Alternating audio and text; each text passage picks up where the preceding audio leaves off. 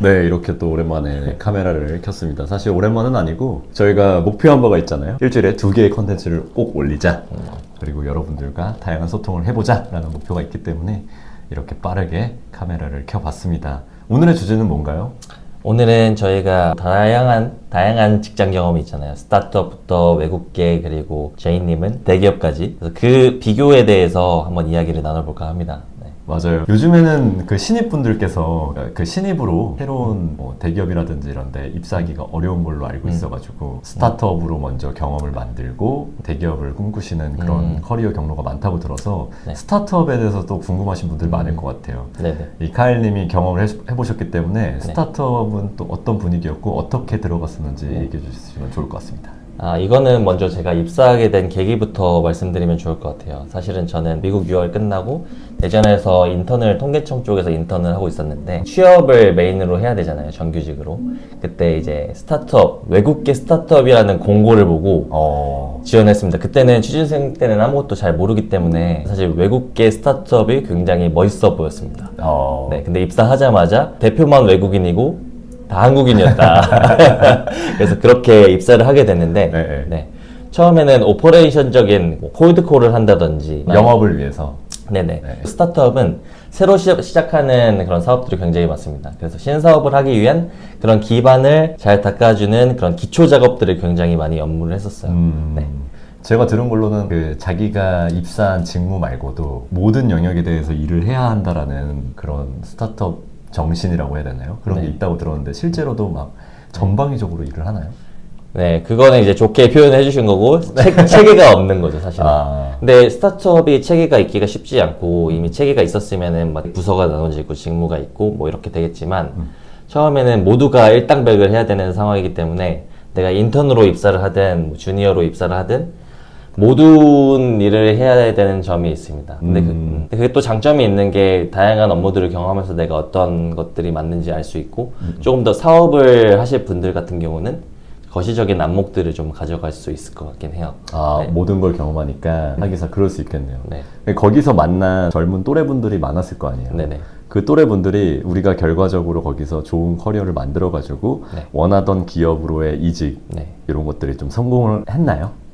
제 주변의 케이스 같은 경우는 대부분 그렇게 된 케이스라고 보시면 될 것 같아요. 스타트업에 지원을 하는 성향들 자체가 약간 자기주도적으로 하시는 확률들이 높기 때문에 그런 분들이 업무를 자기주도적으로 하다 보면 더 다른 기업에 갔었을 때도 또 인정을 받거든요. 그런 식으로 자신의 스토리를 잘 갖고 나가는 그런 성향들이 많았던 것 같아요. 그러면 그 요즘 젊은이들이 고민하는 꼭 대기업에 먼저 취업해서 모든 커리어를 시작하는 것도 물론 좋지만 스타트업이라든지 중소 중견기업에서 한번 또 자신의 역량을 뽐내고 그 다음에 도전해보는 것도 추천을 하신다는 말씀으로. 네, 인생의 정답은 없지만 사실 스타트업에서 제가 퇴사를 하게 이유는 갈증을 느꼈기 때문인데 너무 체계가 없다 보니까 한번 체계가 있는 곳에서 일을 해보고 싶다. 그런 갈증도 있었습니다. 그래서 제가 생각했을 때 제이님 같은 경우는 저랑 반대로 대기업에서 먼저 초반 커리어를 많이 하셨는데 저희 반대 케이스를 한번 말씀해 주시면 좋을 것 같아요. 예. 저 같은 경우에는 그 소위 대학 시절 때부터 스펙 중독이라고 해야 될까요? 저희 그렇죠. 시대가 어떻게 보면 그 스펙을 쌓는 게 중요하다라는 그 제일 과도기적인 시대였던 것 같아요.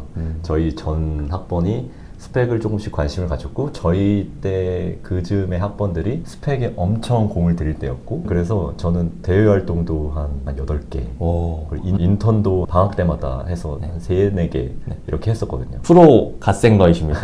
그래서 그 커리어를 가지고 대기업의 문을 두들겼고 굉장히 많은 이력서를 냈죠. 한 50여 군데 정도 냈던 것 같아요. 그래서 한 2, 3군데부터 처음에는 이제 롯데 쪽에 입사를 했죠. 이제 그 다음으로는 저희 조중동이라고 하는 언론사의 미디어 경영직으로 입사를 했습니다. 그리고 또 경험을 하다가 약간 채용이 더디게 되고 있었던 그 IT 기업인 오라클에 신입사원으로 입사를 하게 돼서 오라클에서 이제 진정한 커리어가 시작되었다라고 볼 수가 있겠죠. 그 제가 이 얘기가 나와서 하는 얘기인데 국내 기업을 먼저 다니고 나서 외국 기업으로 커리어를 만들어 보니까 국내 기업과 외국 기업이 분명히 엄청난 차이가 있더라고요. 카일님도 스타트업에서 지내다가 네. 외국계 IT 기업으로 넘어왔잖아요. 네네. 그러면 분명히 또 느끼는 어떤 차이가 있을 것 같아요. 네, 맞습니다. 일단 스타트업은 되게 자유분방한 분위기고 외국계도 보통은 엄청나게 자유로운 분위기인데 전 중간에 사실 외국계 컨설팅 업체 컨설턴트로 근무하는 이력이 있습니다. 네, 그 굴지의 네. 세계적인 컨설팅 기업에서 카일님이 근무를 하고 계셨죠. 근데 다 그런지는 모르겠는데 컨설팅 조직이 조금 보수적인 문화들이 생각보다 많이 있어요. 그래서 코리아가 붙었다고 해서 외국처럼 자유로운 분방한 분위기가 아니라 코리아가 붙으면 오히려 조금 더 보수적인 문화를 가지고 있다. 네. 심지어 그래서 저희는 금요일 날 복지가 뭐였냐면 캐주얼 프라이데이라고 해가지고 이런 카라티를 입을 수 있게 해주는 날이 그 복지 중에 하나였습니다. 맞아요. 제 기억 속에 카일님이 저희 사이트에 왔을 때 항상 정장을 입고 있었어요. 맞아요. 네. 그렇기 때문에 저희가 고객이랑 컨설턴트 관점에서 같이 일을 하다가 지금 같이 외국계 IT로 입사해서 일을 하게 되었는데 다시 돌아가서 스타트업에서 컨설팅 거치고 외국계 IT로 왔었을 때 조금 더 제가 정립된다는 느낌을 받았어요. 스타트업에서 자유분방하게 일하고 약간 보수적인 것도 안 좋은 것만 있는 건 아니거든요. 그래도 일하는 체계를 배우고 어떻게 해야지 잘 보고 왔는지 뭐 이런 것들도 배우고 외국계에서도 잘 적응을 할 수 있었다. 외국계도 외국계 나름이겠지만 저희는 한 규모가 2만 명 정도 되는 큰 기업이기 때문에 일단 시스템적으로 굉장히 잘 갖춰져 있잖아요. 네, 맞아요. 업무를 해야 되는 것들이 다 시스템으로 되어 있고 연계도 너무 잘 되어 있고 AI 툴도 구독을 웬만하면 다 해줘가지고 저희 한 4-5개 AI 툴을 쓰면서 일을 너무 할 수가 있거든요. 그래서 이런 점들은 국내 기업하고도 좀 분명히 차이가 있는 것 같아요. 맞아요. 보안 때문에 못 쓰고 사내망으로 꼭 해야 되고 이런 것들이 아니라 굉장히 좀 열려 있습니다. 그리고 좀 더 창의적으로 일을 할 수 있고 자기 주도적으로 일을 할 수 있다는 게 큰 장점인 것 같아요. 그래서 저도 이어서 좀 얘기를 해보자면 저 같은 경우에 대기업에 쭉 있다가 이제 외국계로 왔는데 대기업들은 신입사원이나 주니어에게 주어지는 업무나 권한이 거의 없습니다. 롯데에 있을 때는 그 탕비실에 있는 과자를 세팅을 했고 조중동에 있을 때는 정수기에 물을 갈았어요. 그거 말고 품위를 받거나 보고서를 작성을 해야 됐었죠. 그리고 거기서 우리가 흔히 듣는 빨간펜 선생님들이 나와서 이게 맞냐 저게 맞냐 이거 고쳐라 저거 고쳐라 해가지고 그러다 이제 지치게 되는 경우들이 많이 있었던 것 같아요. 근데 이제 외국계는 카일님도 잘 아시는 것처럼 완전한 보고책이라기보다는 러프하게 일단은 어느 방향성으로 가겠다는지 서로 합의점에 도달이 되면 그 방향으로 내가 어느 정도 밀어붙일 수는 있는 거잖아요. 네네 맞습니다. 제가 개인적으로 가졌던 그럼 여기선 대기업에서의 그 환상과 현실에 대해서 이야기해 주셨는데 제가 외국계에 가졌던 환상은 이제 출근만 하면 이제 외국인들이 다 저를 맞이하면서 막 영어로 캐주얼하게 하면서 마치 이제 그리고 캔틴 같은 그런 공간에 가면은 좀 자유로운 분위기에서 일할 때 일하고 막 누워서 코딩하고 막 이런 것들을 상상을 했었는데 현실로 왔었을 때는 외국계 기업도 한국에 뿌리 내리고 있는 회사이기 때문에 다 한국인이잖아요. 어느 정도 한국 문화를 지켜가면서 해야 되는 부분들이 있어서 그런 현실이 있습니다. 예의 범절 유교사상, 상명하복의 그런 문화들에 노출이 되었던 사람들이니까 아무래도 좀 지키게 됐던 것 같아요. 근데 일하는 방식에서도 좀 차이가 있는데 제가 좀 느꼈던 것 중에 하나는 대기업과 외국계의 큰 차이는 성과인 것 같아요. 대기업에서는 성과가 굉장히 중요했습니다. 물론 외국계도 중요한데 이 그 성과라 하면 대기업 같은 경우에는 목표를 설정하고 그 목표를 도달하면은 그 도달한 목표에 대해서 평가를 받죠. SABCD라든지 5431 점수로 평가를 받고 그 점수에 비례해서 성과급이 나옵니다. 그러니까 1년 농사를 지어서 성과급이 나오는 거기 때문에 그게 근거가 되는 거군요. 맞아요. 그래서 대기업 분들은 S를 받아야 된다, A를 받아야 된다라는 그 강박이 굉장히 크세요. 근데 외국계는 아시는 것처럼 성과도 중요하기는 한데 성과보다 매출이 중요하잖아요. 저희는 그 계약을 해냈느냐, 수익을 만들어냈느냐, 돈이 되는 일을 했느냐가 중요하거든요. 그리고 그 딜이 성사가 됐을 때 거기서 약간의 인센티브를 우리가 이렇게 하나씩 모아가지고 그것을 성과금처럼 이렇게 받는 개념이다 보니까 실제로 가시적으로 돈을 버는 느낌은 외국계가 좀 더 있고 안정적으로 돈을 받아가는 느낌은 국내 기업이 좀 더 있는 것 같아요. 스타트업은 어때요? 네.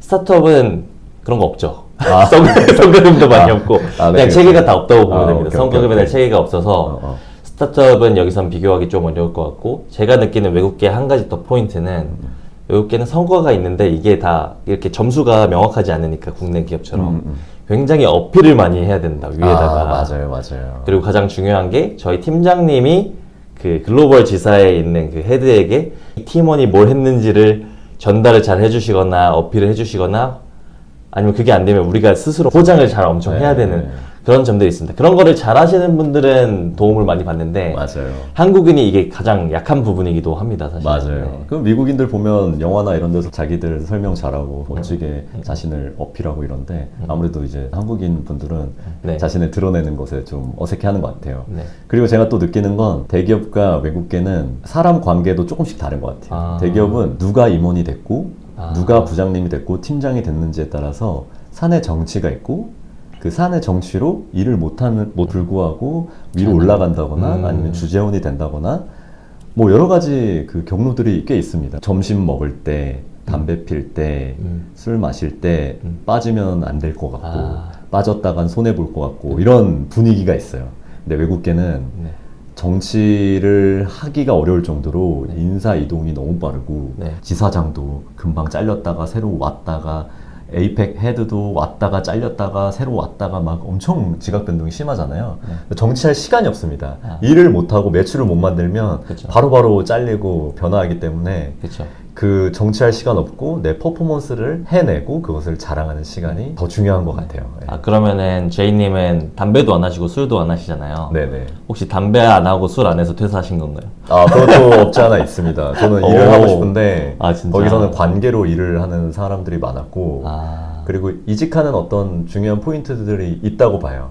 이직할 때 뭐 제가 봤을 때는 뭐 5-6가지의 크라이테리아가 있는데 뭐 집과 직장이 얼마나 거리가 먼지 연봉이 내 친구들 대비해서 얼마나 높고 낮은지 그리고 내가 하고 싶은 일이었는지 내가 하기 싫은 일인지 직장 내에서 누가 날 괴롭히지는 않는지 이런 것들이 있잖아요. 그런 것들에서 제 생각에는 한 50% 이상 혹은 어떤 한 가지가 너무나도 크게 작용해서 나를 너무 힘들게 한다 네. 라고 할 경우에는 옮게 되는 거. 저 같은 경우에는 한 곳에서 약간의 괴롭힘이 있어서 가지고 이제 옮기게 된 케이스도 있고 여튼 그런데 그 상황에 제일 중요한 건 대기업에서는 그 인간관계의 비중이 생각보다 굉장히 높다라고 생각이 듭니다. 사실 스타트업도 인간관계 굉장히 중요하긴 한데 스타트업은 굳이 비유를 하자면 많은 기업들이 일반화할 수는 없지만 대학교 동아리 분위기인 것 같긴 해요.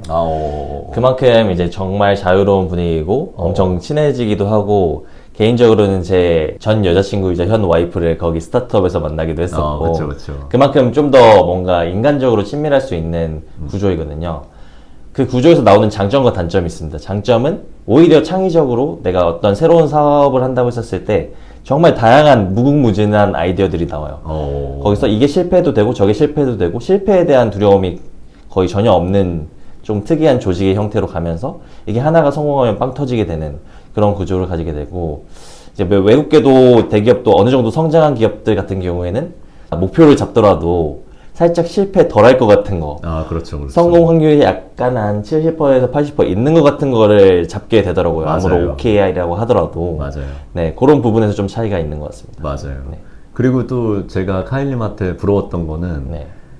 그 스타트업에서 만난 동료들 네. 이런 분들하고 지금까지도 그쵸. 친구로서 인연을 계속 이어나가잖아요. 네네. 그런 점들이 또 재밌고 저 같은 경우에는 이제 대기업에서 무슨 몇 기 이런 걸로 또 입사를 해왔고 그렇기 기수죠. 때문에 제 그 그룹사 기수들이 또 있습니다. 그래서 그 동기들하고도 저도 연을 계속 이어나가고 있는데 그런 기수제로 되는 거는 또 대기업도 장점이 있어요. 외국계는 사실 기수가 맞아요. 없습니다. 맞아요. 대부분 없고 신입으로 일단 안 뽑고 경력으로 대부분 뽑는데 경력으로 뽑으면 경력직들은 이동을 해봐서 아시겠지만 굉장히 외롭잖아요. 일단 네. 그 회사에 저 혼자 있는 거고 그렇죠. 하나씩 만들어 가야 되는 거라서 그 대기업에서 제가 부러웠던 거 지금 생각이 났는데 연수원 같은 거 그런 거 이제 경험을 많이 해보시기도 했고 아니면 주변에도 그런 사람들이 많잖아요. 이 연수원에서 정말 많은 것들을 같이 활동을 하고 그래서 꽁냥꽁냥한 그런 감정들도 싹 튼다고 들었습니다. 아, 그렇죠. 저 같은 경우에는 코로나 이전 세대의 신입사원 연수를 다녀온 케이스여서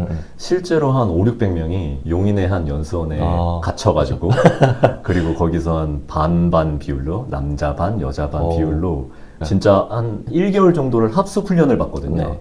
그때 어떻게 보면 사상 교육을 받는 거죠. 아, 그렇죠, 그렇죠. 그때 그러면 한 밤 9시 자유시간 되면 그 연수원 가로등 불빛 아래 모여가지고 썸을 탄다거나 연인으로 발전한다거나 하는 케이스가 많았어가지고 상당히 재밌는 그런 곳이기도 했던 것 같아요. 몇백 명이 산책 돌고 있고. 아, 그렇죠, 그렇죠. 굉장히 재밌는데 지금은 아마 없어진 걸로 알고 있어요. 아, 뭐 코로나 이후로 조금 그런 것들이 많이 없어진 걸로는 알고 있습니다. 맞아요. 그래서 그런 것들은 좀 재밌어 있던 것 같은데 그럼에도 경력직도 분명히 잘 사람들을 모아서 내 사람으로 만들어가지고 관계를 가져가시는 분들이 계시는데 제 생각에는 그런 능력이 있는 분이 제 생각 카일님이라고 봐요. 네. 이전에 있었던 굴지의 컨설팅 업체에서도 네. 동기들이 아니었는데도 그렇죠, 그렇죠. 굉장히 관계가 좋았잖아요. 저희가 주니어들끼리 회식할 때 이제 약간 저희는 보수적인 문화다 보니까 승인을 받아야지 이 비용을 쓸 수가 있었어요. 회식 같은 거. 근데 사실 선배님들이랑 막 회식하기는 싫잖아요. 프로젝트가 잘 끝났을 때 주니어들끼리 이제 의기투합하고 싶다라고 보고를 하고